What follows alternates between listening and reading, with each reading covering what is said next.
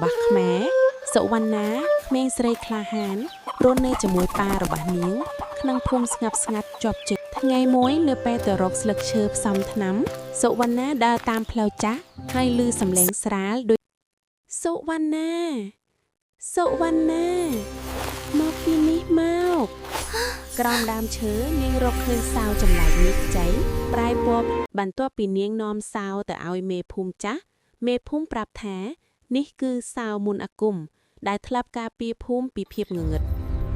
តាំងពីទ្វារមុនអាគមបិទភូមិคล้ายជាងងឹតស្រអាប់ពន្លឺរាត្រីបាត់ហើយអ្នកភូមិឃើញសញ្ញាអាបស្រាលចាប់ផ្ដើមលេចឡើង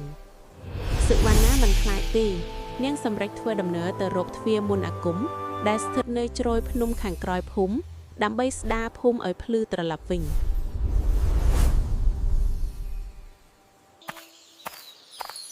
នាងឆ្លងកាត់ព្រៃបៃតងធំដោយមានសត្វតូចៗនិងខ្យល់រសៀកហាក់ដូចជាកំពុងនាំផ្លូវនាងនៅមុខផ្ទាំងថ្មបុរាណសំឡេងស្រាលម្យ៉ាងនិយាយថាមានតែចិត្តបរិសុទ្ធប៉ុណ្ណោះទើបបើកទ្វារនោះបាន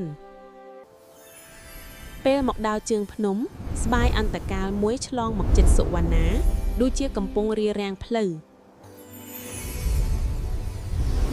នាងដកដង្ហើមធំហើយនិយាយស្ងួតខ្ញុំមកទីនេះដើម្បីជួយសង្គ្រោះភូមិរបស់ខ្ញុំមិនខ្លាចទេហើយងងឹតនោះចាប់ផ្ដើមរលាយបាត់